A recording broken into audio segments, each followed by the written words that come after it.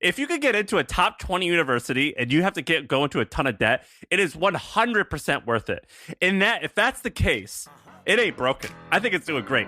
Yeah. I feel like I can rule the world. I know I could be what I want to. I put my all in it like no days off. On the road, let's travel, never looking back. Okay, what's Finally. up? By the way, when you're listening to this, it's all going to sound smooth, but we've just recorded this like 3 times because remote work still sucks a little bit. But we have Bree here. Bree Kimmel is an investor in mostly, I think, work-related products. So maybe you could tell us why it's so hard. All right, let me just read 3 things off your little bio thing here that I think are interesting. So solo capitalist, so you raised your own fund by yourself after never having worked in VC before that. Is that correct? That's correct. Okay, great. Another one. According to this, you have invested in 7 unicorns already, which is kind of nutty. What are the 7? Yeah, so started Work Life about 1.5 years ago, invested in Hopin, Webflow, which was an angel investment from when I was at Zendesk, Pipe, Public, a bunch of interesting companies in sort of future workspace. Okay, wow, that's pretty impressive. Okay, and then another one that's on here that I think is kind of interesting that I think we should just jump in on. I don't know, Sam, where do you want to start? You want to start with this? I want to start with this Anthony Bourdain story, but that's mine. I want to start with that's that. Yours. So, Bree, that's mine. Bree, do you know what this podcast is about? I do know what this podcast is about. I've actually listened to many episodes. I'm a big fan. Great. So we don't need to explain much to you. So Bree, you go ahead and plug your new podcast you have coming out. What's it called? Oh, we're coming in hot. We're plugging the podcast already. I thought that was going to come in later. No, we do it now, and then people are like, "No, I'm not going to click it," and then at the end they'll do it. Yeah, so we're the first podcast after this one to be part of the HubSpot podcast network. So myself and my best friend Alexis Gay, she's a stand-up comedian. She makes a lot of tech parody videos. We decided to start a business podcast with the fine folks over at HubSpot who have been awesome. They've given us a team. We've interviewed interesting people. It's been cool for me because, as you mentioned, I mostly do software investing, and we're actually interviewing a lot of direct consumer founders and people that I've never met before. And so we have this new podcast coming out called The Shake Up, where we interview business leaders about very specific decisions that they've made that have changed the trajectory of their company. So I'll be listening. Hang on. Is that is the vibe like comedy because she's a comedian? Like, is this Call Her Daddy, or is this like, How I Built This, or what is this? It actually, that's a really great point. We're somewhere between the two. We wanted to make it interesting and educational, and it is more of a business audience. I think in this new era of working from home, unless it's interesting and entertaining, people don't want to listen. And so it's not corporate. It's not boring. One of the most challenging parts of the podcast for me is that it's very hard to get business people off script. They've all gone through comms training. They all have, their executive coach. To get them to really open up and share vulnerable moments or to be really open and authentic has been surprisingly really hard. Sam is really good at it. He, I don't know how he does it, but he breaks through that every single time. But I gotta ask. Wait, Shaan, I think you're good at you're pretty good at that too. I think we both are. You're good at getting them. You're good at like getting people off the script. Really good at getting people off the script. Because Sam will do something like he'll see you and he'll be like. Yeah, he's like, you're good looking. I mean, like not traditionally, but like you're good looking. So what? And then they're like, what are you talking about? And it's like kind of a compliment, but kind of an insult. And then they're just trying to figure out like, where do I take this? And so then like something natural comes out, or he'll be like, ask them about, I don't know, something weird that's behind them in the room or something like that. And that usually gets people off So I'm so bad at this that I had to bring a stand-up comedian to really warm up the guest. I as an investor, it's a little bit robotic and you tend to ask the same 5 to 10 questions. Right. And so that's Alexis's job. She's world-class at getting people, maybe flattering them a little bit, maybe flattering herself, maybe complimenting the show, but then finding ways to get people to open up and to be a little bit less scripted. Is it hard to be on a podcast with somebody who's a professional comedian? Like I know Sam struggles just dealing with my level of humor, my prowess. Are you intimidated by your comedian co-host? You know, it has been fun. You know, now that we have a producer as well, you know, the producer is very clear at helping us define our roles. And so, like, I know that I'm not funny. It's not my role to be funny on the show. It's my role to, like, bring in data and research. And I get to be the nerdy one, which is great. I don't attempt to be funny at all. Yeah, that's my strategy. By the way, Shaan, they have like producers and shit, and like had like she's mentioning all these resources. They got like headshots. Right.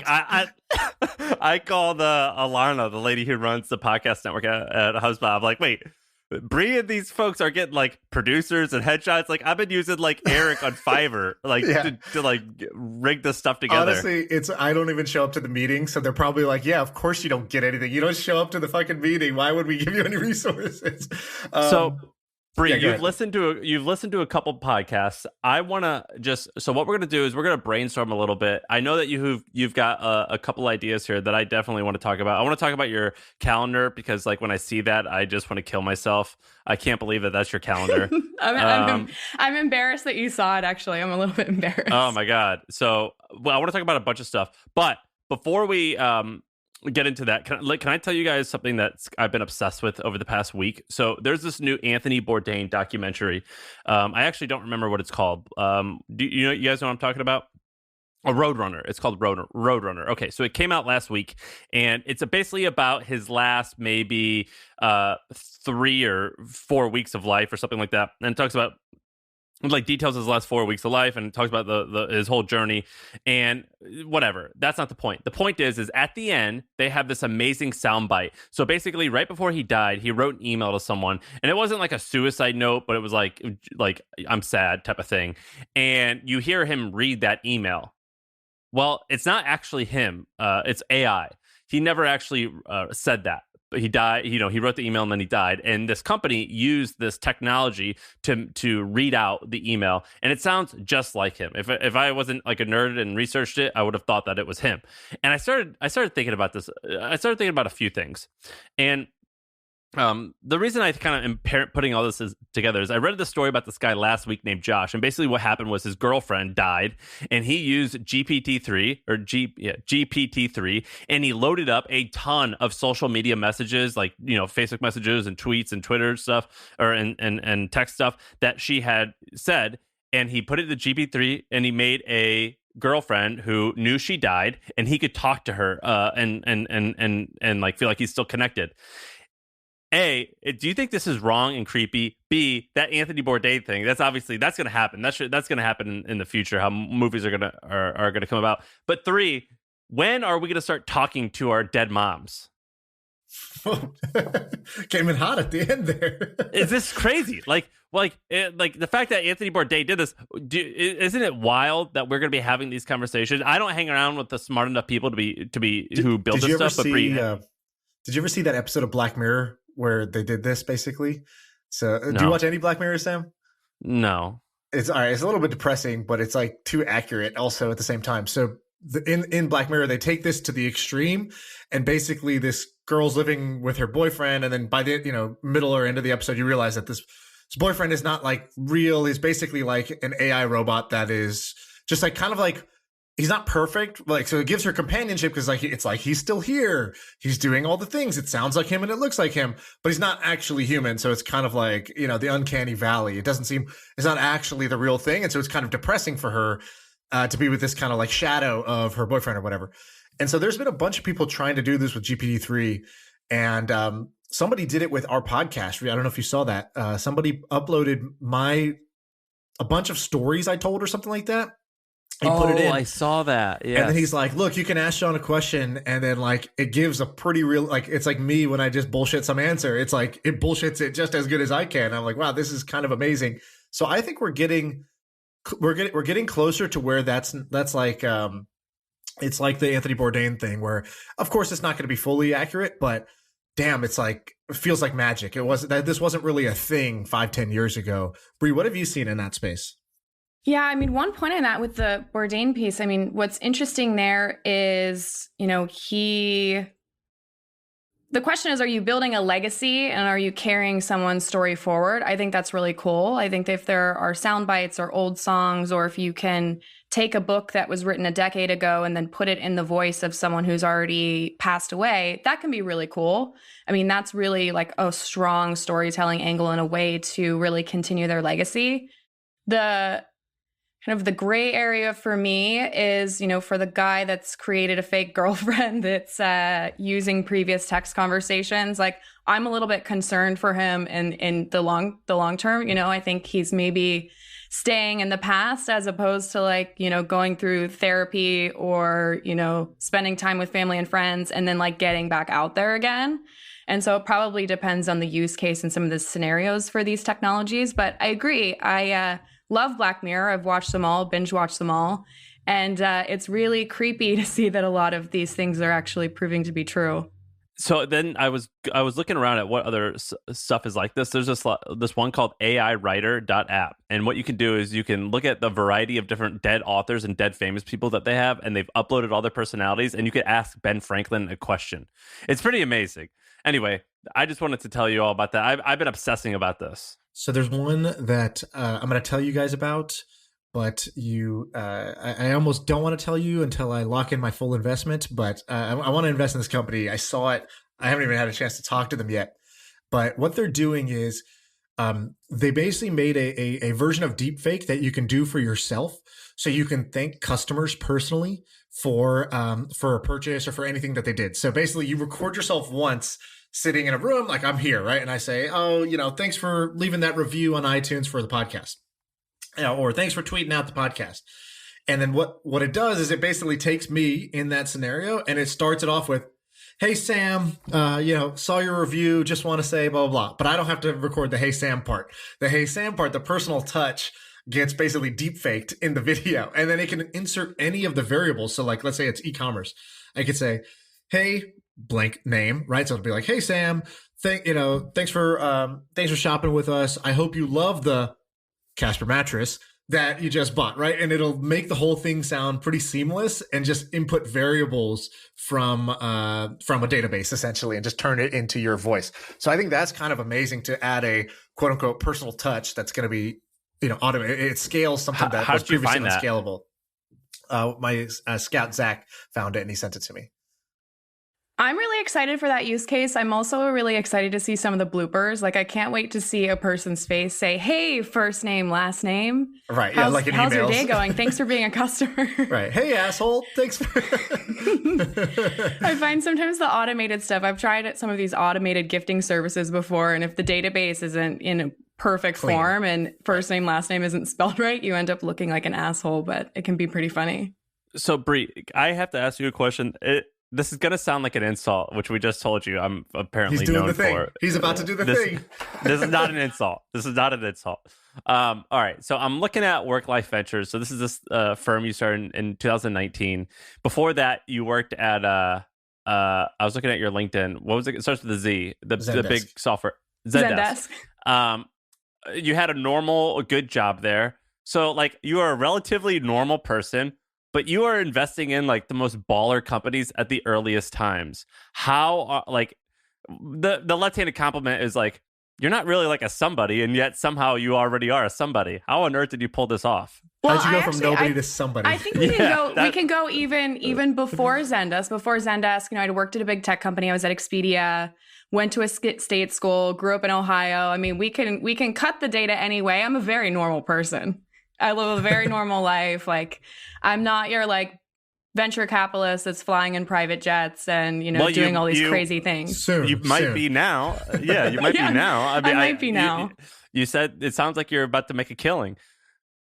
Well, going back to your point, thank you. That wasn't insulting. That's like very clearly something you can see from LinkedIn is like, I started out as a marketer. Started meeting startups on evenings and weekends, started hosting dinners. The interesting thing that I don't think a lot of people truly realize until you're on the ground in Silicon Valley is you just end up meeting a lot of people just by proximity. Like you walk into a dinner, you make one or two connections, you keep checking in with them, you stay in touch. And that's how you build your network. And, everyone there is going somewhere. Like you don't move to the Valley, pay crazy, insane rent prices, to not be like in the mix. And so I found that, a lot of the things that I did early on as an angel, I was really intentional about, like the angel investment in Webflow. I had organized a go-to-market workshop, invited Webflow. So I had a whole day with the team, which was great. I hosted a couple of no-code dinners to spend as much time with them as possible. I try to find interesting ways to really build close relationships with a handful of companies. I know we talked about, you mentioned my calendar and how insane it is. I actually don't take that many meetings, and I rarely do one-on-one coffees with people, which is really interesting and kind of a different strategy from other VCs. But I try to find interesting touch points that will give me enough of an angle to invest in a company that's starting to work. So Webflow, can I just read your schedule, by the way, because nobody's looking at this. So let's just take a Wednesday. Okay, here's Wednesday, just for people. You wake up 7 a.m. morning block. What happens in morning block? Are you are morning doing block? meditation That's usually here? I go to the gym. Usually I go to the gym.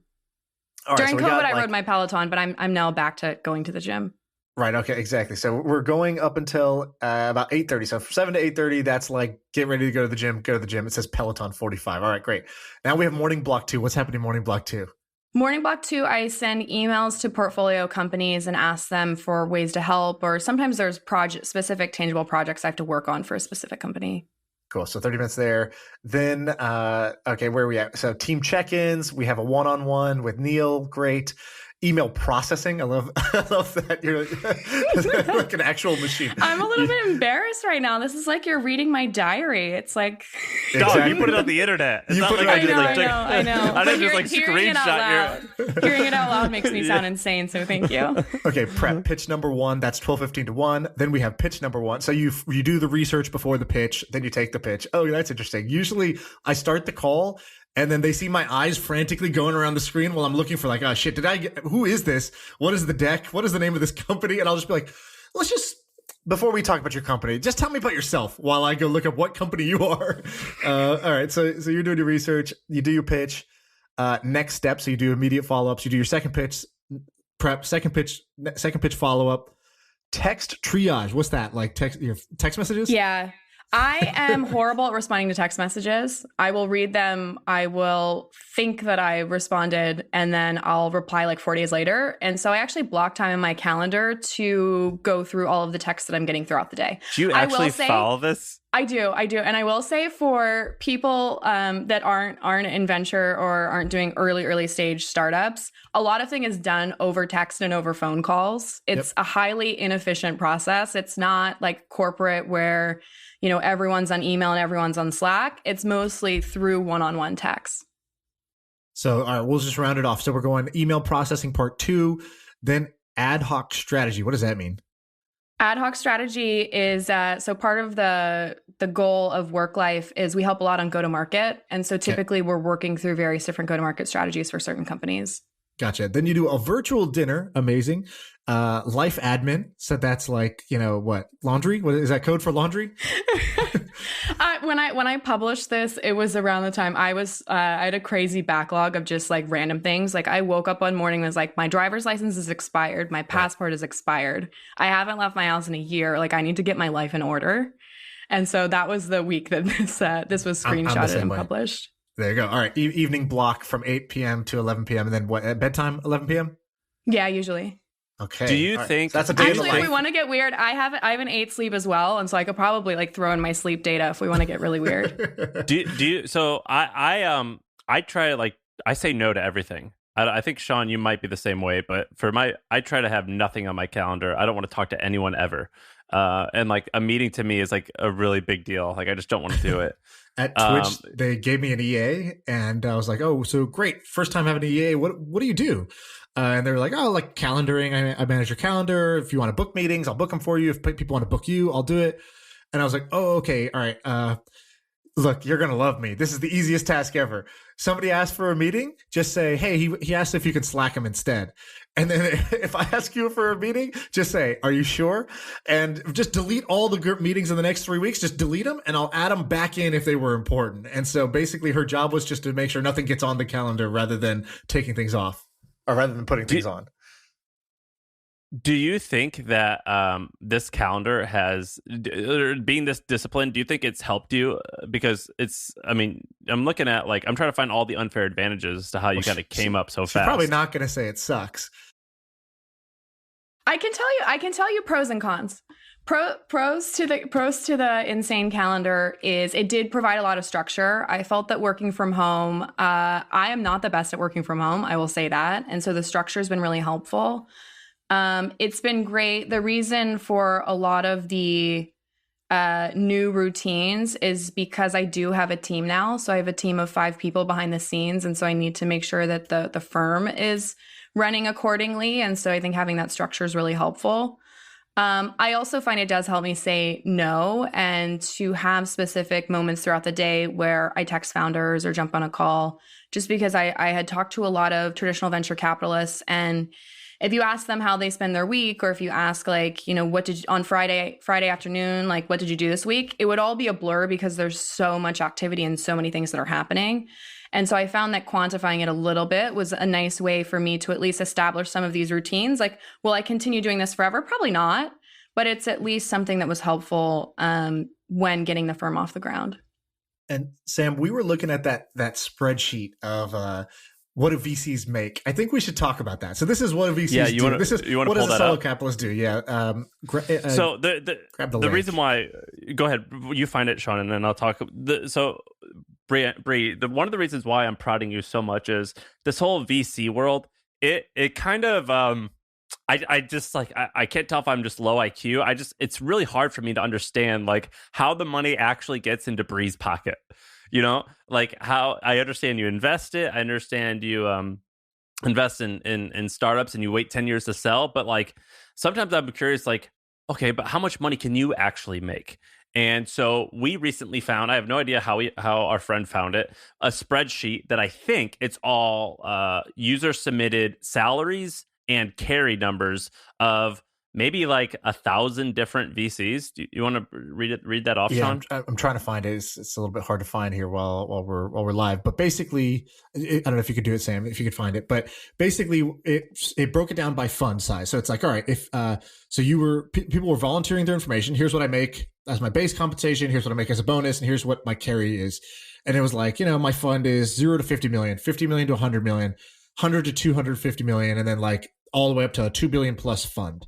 And it's even there's like quite a lot of variety, right? Because not every partner has the same deal. But what it looked to me like was that for small funds, and you correct me if I'm wrong here, but this was my summary of like, you know, 500 rows of data, just eyeballing it. It looked like if you work at a small fund, let's call it under $100 million as your fund size.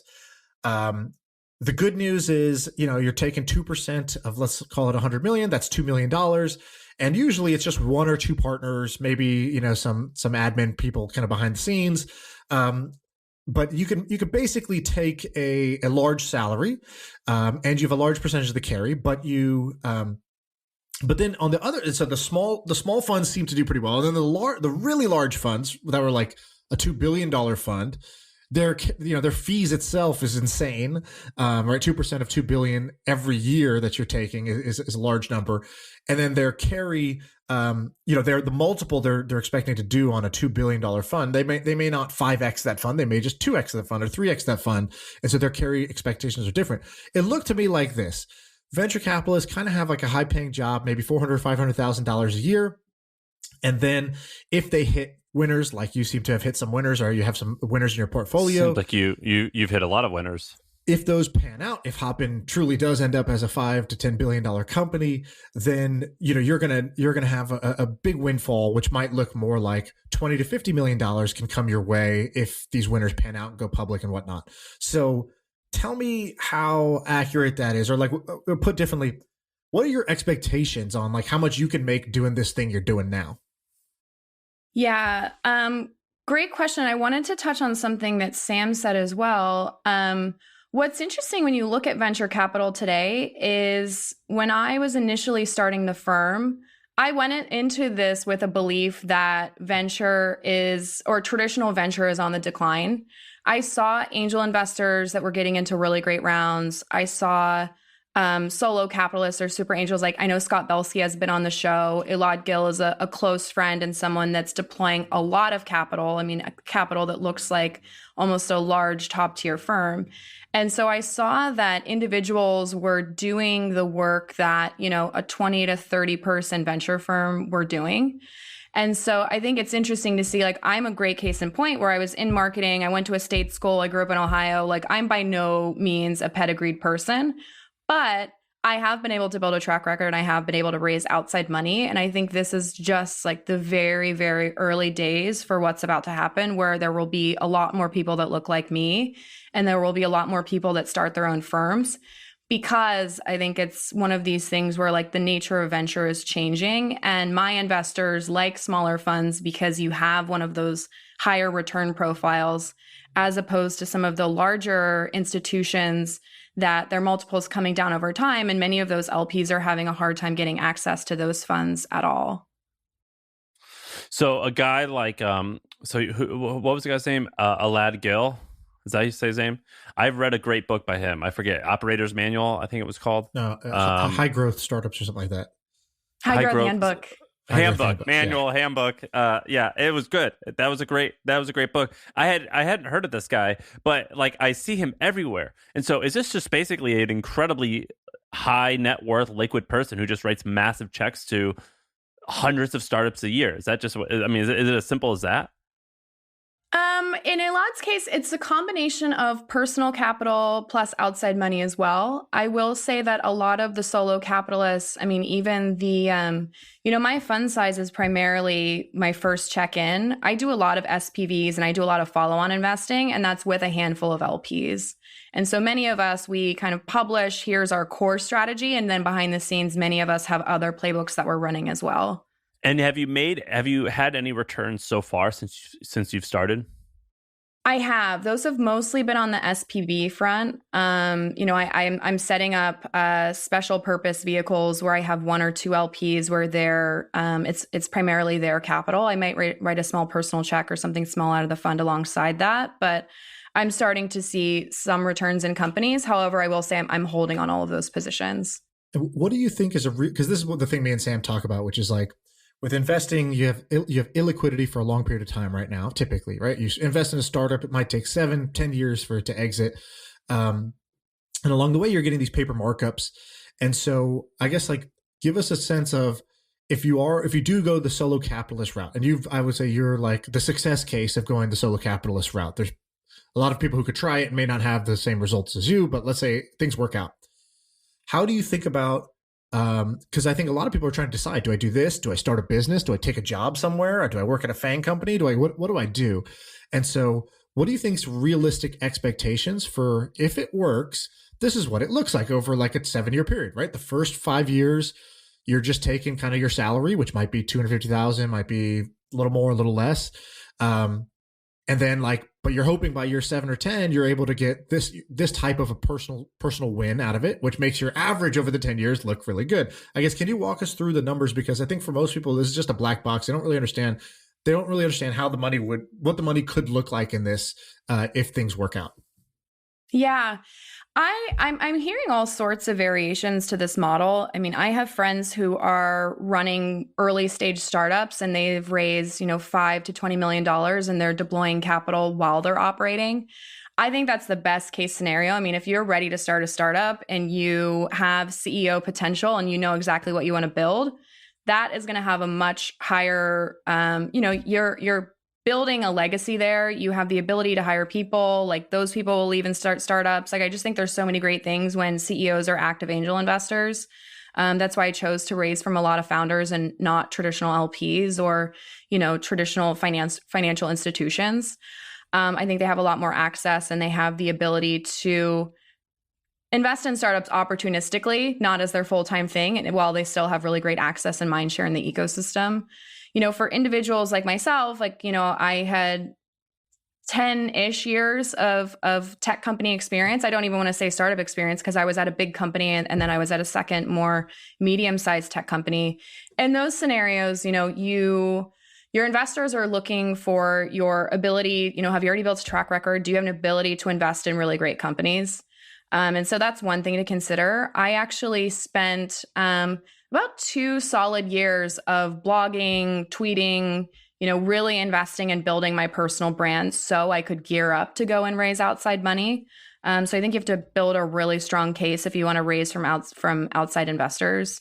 The one thing that I will say, AngelList and Carta have made this incredibly easy. I think the forcing function in venture, which has caused, the ability for anyone to become a VC or to raise their own fund, is these platforms, which basically connect you with investors. They make it really easy to manage like your back office, and you don't have to deal with lawyers and all of that stuff. Right, that's the how. You dodged my question on how much money you can make, but that's okay. Maybe you don't. Maybe you don't want to answer that question. No, let's go into it. I think this is fun. I mean, this is the title of the podcast. So I think we should go into it. Yeah. I would say so. Every solo capitalist does it differently. Some people are purely one person. They're pocketing all the management fees. They're taking all the carry. I'm actually seeing today, if you're raising a $5 to $10 to maybe even $25 million fund, if you're doing something on AngelList that's a true solo capitalist fund, you can actually take 2.5 to 3% management fees. What I did for mine is I did 2% management fees. The way that I thought about it, this is a rolling fund? It could be a traditional fund or it could be a rolling fund. So the rolling fund means that structurally you're able to talk about your fund broadly. You're able to market your fund, which historically, you weren't able to market your fund when you're actively fundraising. If someone has distribution, if you have a podcast, if you're an active angel investor and you already have great deal flow, or you're leaving a high growth startup and you have a great network, rolling funds are great because you can market it and you can constantly be bringing in new LPs. It's not something where you go out, you raise money, you ask a bunch of people for money, maybe a handful of people say yes, you do a first close, you go out and ask more people for money, you do a second close. Like that historically has been a really time consuming process. And as a solo capitalist, how you spend your time is your strategy. And so you don't want to spend the majority of your week meeting with investors and you're not meeting with startups. And so it can be something that really impacts the business model. And so I think that the rolling fund works well if you already have distribution. If you don't have distribution and you want to experiment with raising outside money, oftentimes the people that are doing this really well are individuals that have a valuable network. I mean, maybe they're leaving Stripe or Airbnb or one of these companies where they have a very entrepreneurial culture, and the people that used to sit across from you at work are likely to go leave and start a startup, and they're going to be able to raise from top tier funds. Like that's one strategy as well, where I've seen many of them go out and raise some outside money. Or, there's a lot of the startups that have been really successful in the last generation. Their alumni actually have WhatsApp groups, and they've created their own syndicates where you can co-invest alongside the Airbnb mafia, or there's a Stripe group, or that's somewhere where I spend a lot of my time, where I help a lot of the alumni groups build their first syndicate. And that's been a ton of fun because you get to meet the whole company and you get to really, understand who are some of the power builders, I guess I would call them, inside the company who are most likely to leave and start something. So what would you say the potential earning then is for a solo capitalist? To go back to Shaan's question. Yeah, it depends on your goals. I mean, I'm seeing solo capitalists that are going out. Maybe you start with a $10 to $25 million fund one. For how quickly the fundraising climate is moving today, in the next 12 months, you could go out and raise, a $40 to $60 million fund two. The interesting thing is this isn't purely a new model. I think what's changed is that the types of people that are starting funds do look very different from the last generation. I look at Aiden Sandcut at Felicis. He was a super angel and then started Felicis Ventures.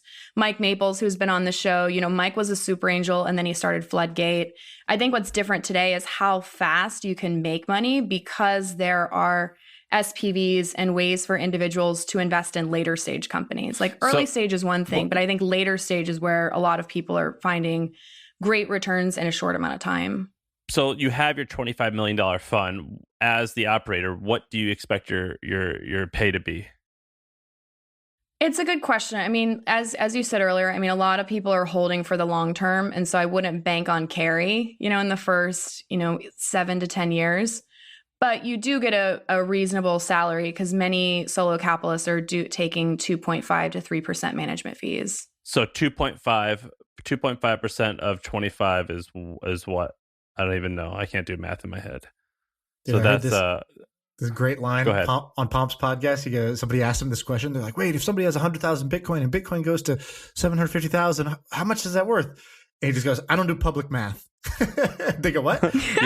They're like, "What did you just say?" He goes, "I don't do public math." Like, "You don't do math in public?" He's like, "Yeah, I don't do public math." And I just was like, "That's actually a great policy. I don't do public math." So 2.5 of 25 is, so you have $625,000 a year in salary off a $25 million fund, and then the carry a fee. Sorry, and then if you're solo, so that's a great living. And then what would you estimate you could do at your fund? 3x it, 4x it? Do you have like a target? Right now it's north of 5x. Damn. All right. So 5x. So that's 100 for 100. I can't. I don't. So 125 million. 125 million. You pay back the 25 first. So now there's 100 million of profit. Of the 100 million of profit, you keep 20%. That's 20 million. So you might make 20 million at the sort of in the termination of the fund, basically after 10 years. That sounds amazing, right? It's amazing. It's amazing. I also find, I mean, once you get into this world, typically you'll see that's the core fund, and the core fund is like your V1. Like that's the first thing you do to build a track record and to like get in the game.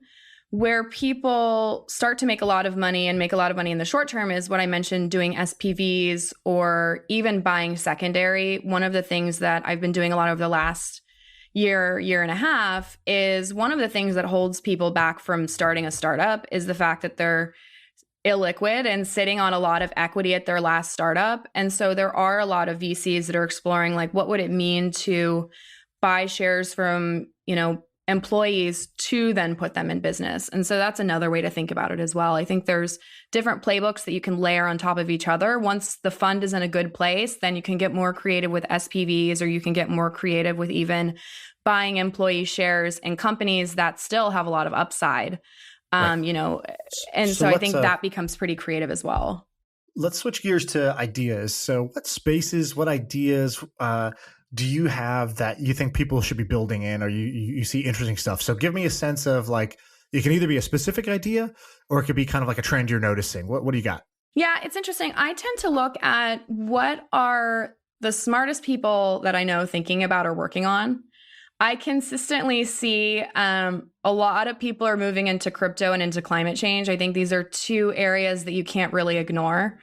And I'm also seeing people leave very well-paying jobs that have a lot of equity to work on things like climate change. And so I do think that there are trends that are starting to bubble up that have maybe been either underserved by venture, underfunded rather. And so it does seem like there's a lot of things that are happening, especially during COVID. I feel like during the pandemic, people started re-examining what matters. Like you take away the fancy office, you take away all the perks, you take away the ability to, physically see your team. And so I'm seeing a lot of people that are leaving to work on things that they actually care about, which is really interesting. Not to say that they won't make a lot of money, but to say that there are new opportunities and new types of companies that people truly want to build. And so that's been something that I've been thinking about.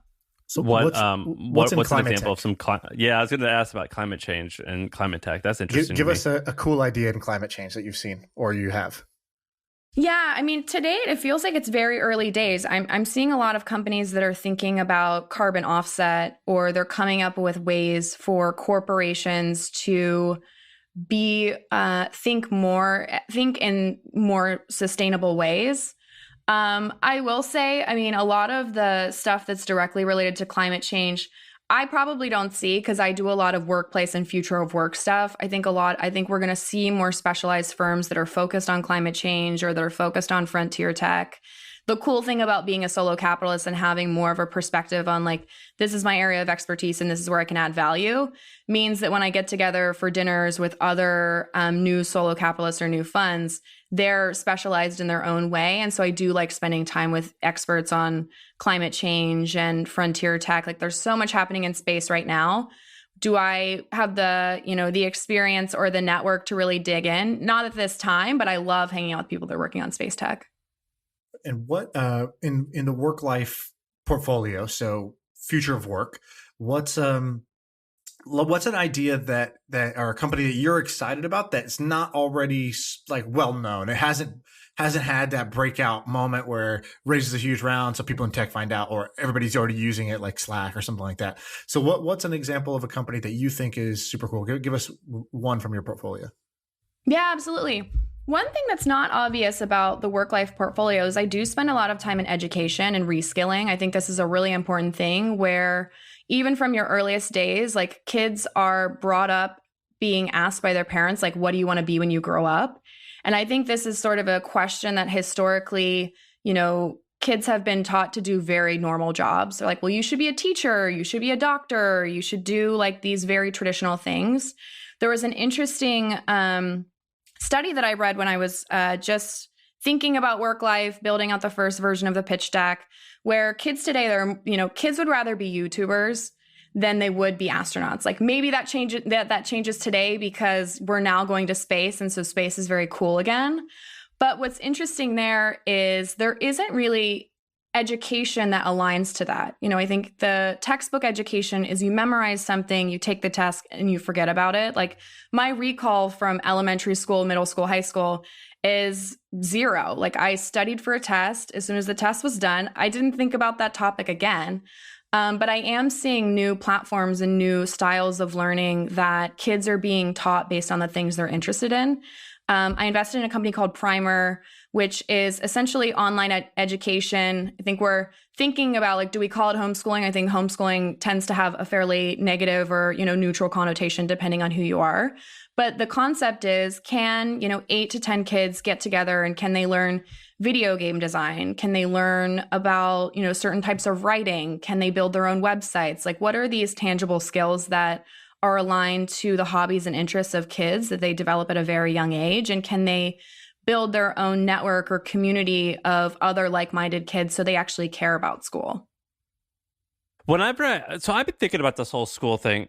Both Shaan and I have invested in a little bit of it. Shaan teaches a course. I've taught a course before.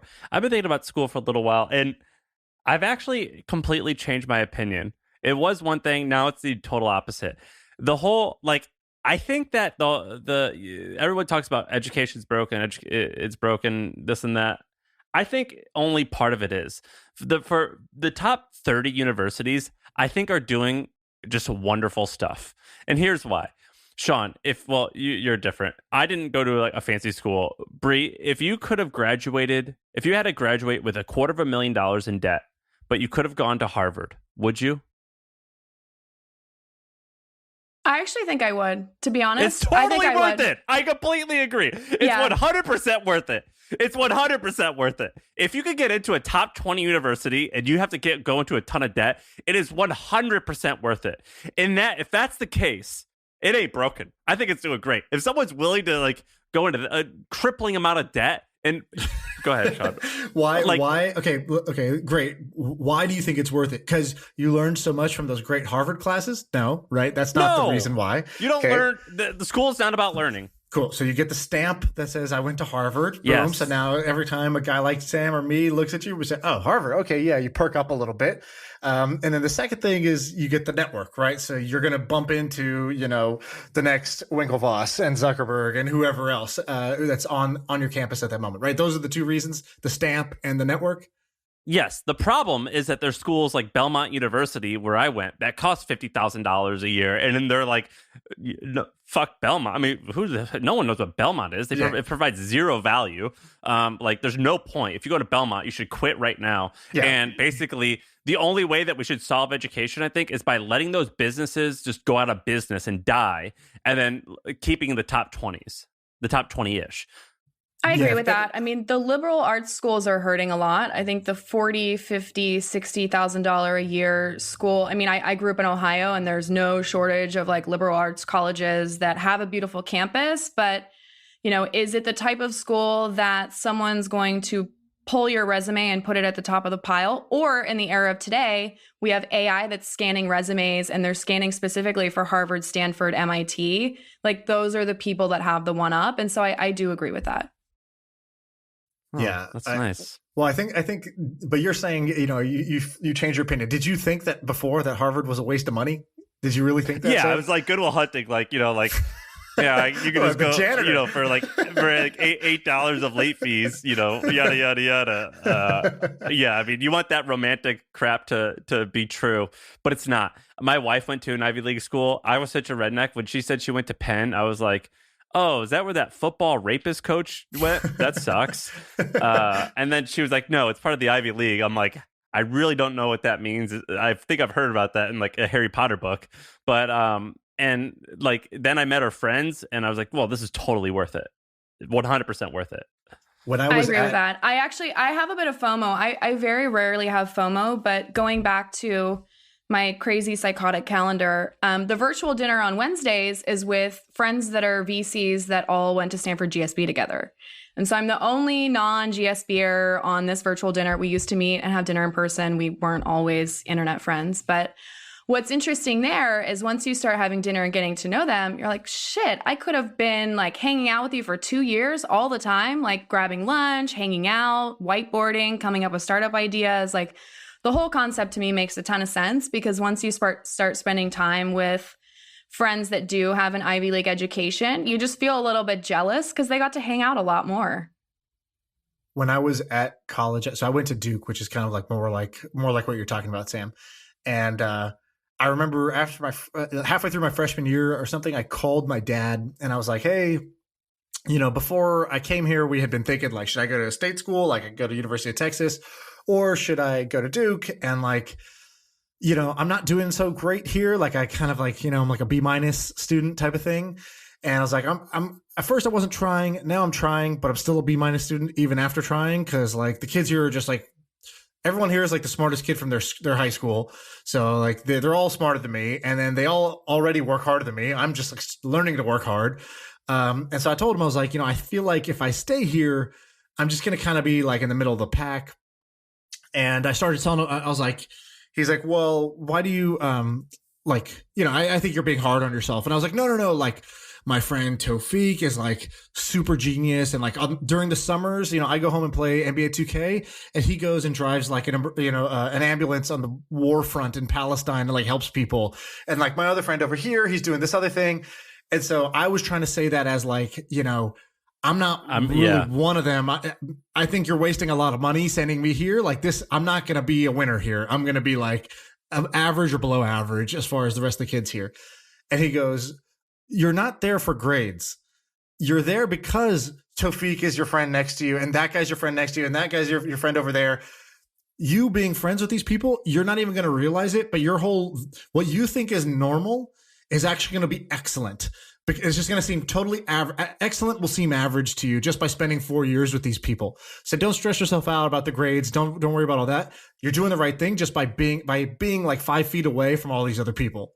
And I was like, man, that was like, that's like dad hits you with some wisdom. And I didn't even really realize it at the time. I was just like, okay, I guess I'm staying here. But now when I look back, I'm like, wow, that was actually like kind of a stroke of genius on his part. And so to bring it all back, whenever I hear people talk about like the future of education, education's broken, I'm like, maybe like it's broken in the sense of like, I think people shouldn't pay for this stuff unless it is of this caliber. But also, I think that a lot of people approaching this market, they think like, well, I just need to make like a better mousetrap, or like I need to just like make it so you can learn more important stuff. And I'm like, I don't think that's actually the right way to go about this. The mistake is, oh man, the class, we're still teaching, these classes, and they're teaching it from textbooks. How boring. I'm going to teach it. I'm going to teach better subjects in a better way. And the problem is that people don't choose to go to college for the classes. They don't choose to go to college for the information. They go because they want the stamp and they want the social experience. And then they want, the parents need that as an insurance policy. And, so college does many things, and then they solve only the information problem, but they don't have a credential. They don't have the social experience. They don't have the other 5 reasons that people actually go to these places. So that ends up being a big problem. Bree, I'm looking at your portfolio right now. Of all these, what do you think is going to be the biggest hit? Right now, Hopin's the most obvious. This is a really special company. When they initially raised their first round of funding, I believe they had around 4 employees. I caught up with Johnny last week, and they're at 820. So I invested a little over a year ago. They're now valued at 5.65 B. And so they're really building a really disruptive platform. I say platform because initially they started out as a way for companies and festivals and publications to host conferences online. They've since then moved into streaming. They're moving into all forms of virtual collaboration and even hybrid collaboration, where Hopin is being used at in-person events as well. And so I feel like this is a company that has uncapped upside. They're making a lot of acquisitions. They have only been around for 2 years. Johnny was initially based in London. He built Hopin because he had an illness where he had a compromised immune system. He couldn't go to networking events. He was, in his early-ish mid-20s. And so he built the technology because he needed it. And so the team itself is in it for the right reasons and moving really quickly. And so that's one that I'm super excited about. But there are a couple of other ones where they're stealth. They don't have a website yet. They're building quietly behind the scenes. And I'm very excited for those companies to come out as well. But you can't talk about those right now, I can't talk about those ones. What are they doing? What are they doing? Two themes that I'm really excited about. The first one is disrupting venture capital. And that's controversial because I myself am a venture capitalist, but a number of startups that I've invested in are non-dilutive ways for people to raise money. I think venture has they look for very specific things. Typically it's more software focused business models. Typically it's founders that are in an ecosystem where there are a lot of VCs. I think that's changing, but it's going to take some time for that to change. What's interesting to see is I was a first money investor in a company called Pipe. Pipe is non-dilutive capital for software companies or now any companies with recurring revenue. That one's going to make you a bundle. How do you end up as the first money in Pipe? How does that happen? Yeah. I am excited to tell you this story because it's atypical. What happened was I was in LA for my birthday. So my birthday is September 12th. I heard about Pipe on September 10th, something like that. I was at drinks with friends. They're like, you got to meet this guy, Harry Hurst. He's very charismatic. He's building something in SaaS. You got to meet this guy. And so I had called a few investors. I was emailing people. I'm like, hey, how do I get an intro to Harry? Wasn't happening. And then finally on my birthday, I tracked down his phone number. I text him. I'm like, hey, here's who I am. Here's what I do. I'm in LA and it's my birthday. Can I come to your office? And so he, we ended up meeting in the middle. He's like, okay, you don't have to come to our office. We can go to Soho House. And so we caught up on my birthday. I was super excited about what he's building. I committed on the spot. I, started the process to wire the money from the parking lot. I'm sitting there on my birthday, late to my own birthday, laptop out, doing all of the things to get ready to wire money for this company because I knew if I waited, it wasn't going to happen. Founders are meeting so many angel investors and so many VCs through the process where sometimes I'll talk to founders and they're like, yeah, Rim, we're so excited to work with you. 2 days later, they're like, oh, I completely forgot because it's been a whirlwind. And so I wanted to make sure that email was sent, that we started the process and that I was going to keep bothering Harry. Frankly, we didn't have a relationship, so I was bugging the shit out of him so I could invest in the company. But okay, so let's take it even a step further. Even though I lived in Silicon Valley in San Francisco for 8 years, and I felt like I was, you and I probably shared so many friends. Technically, I guess I was kind of part of it, but not really.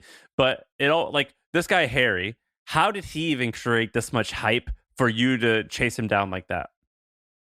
There were a couple things. So Harry, it's a disruptive model. I will say that, we've seen new ways for founders to raise money, but oftentimes there's misalignment because you'll have ways for founders to raise money, but it's on unfavorable terms. But I mean, to less sophisticated investors. And so for Harry, the initial concept was enough where investors were like, oh, we need to catch up with him and learn what's going on here.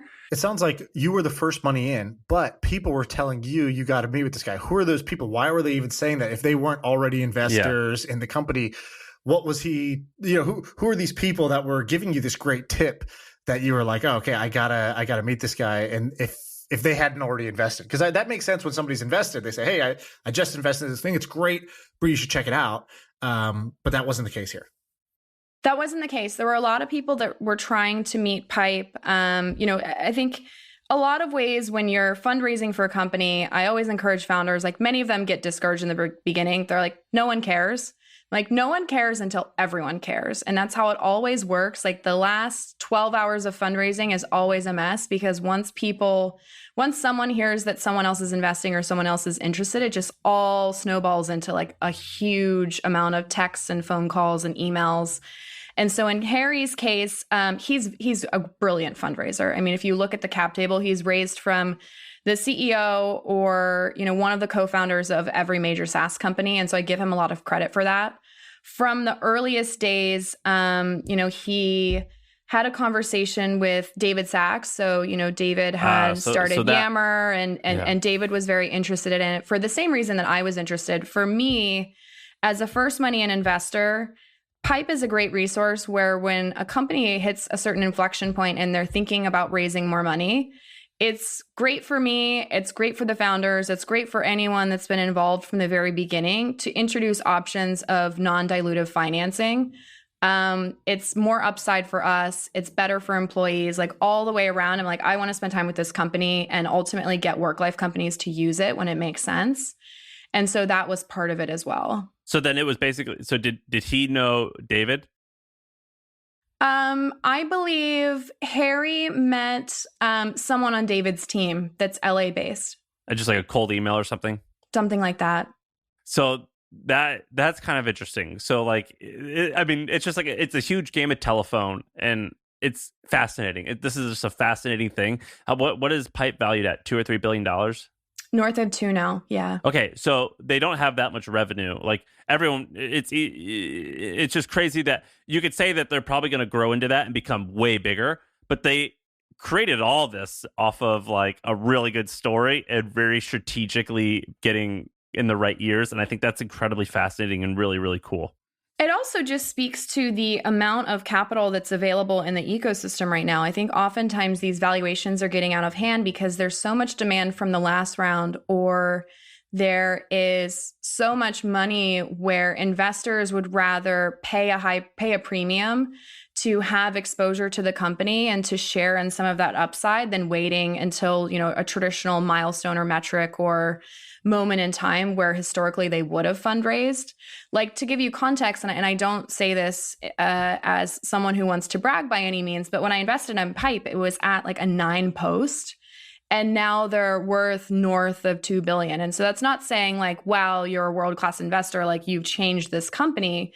But it's to say that when you have a big vision, you have a good team that's building it, when you have a founder that's exceptional at fundraising, like investors will come to you, and they'll come to you even before, the next financing round because they want to get in. So how much are you going to make off that one? I'm holding. It's hard to say. I'm holding. Just what's your stake worth?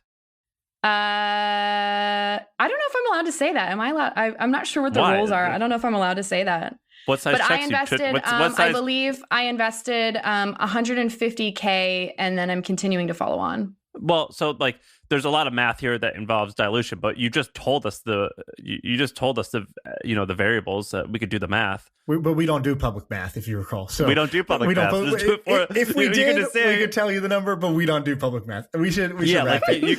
You could do like all this valuation, might be like, well, if it's worth $2 billion and you invested at $10 million, I mean, like, and 125 grand, like, you could do the math. It's a whole lot. I just don't know, Don't do math.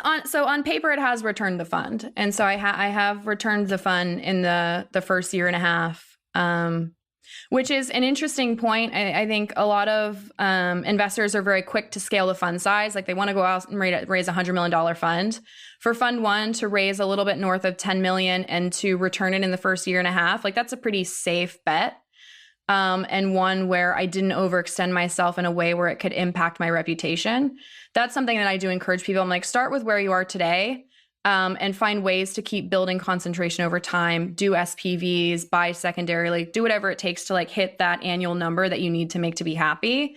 don't necessarily overextend yourself and go out and try to raise $100 million fund. I wouldn't have been able to raise a $100 million fund, but I have been able to return it on paper very quickly.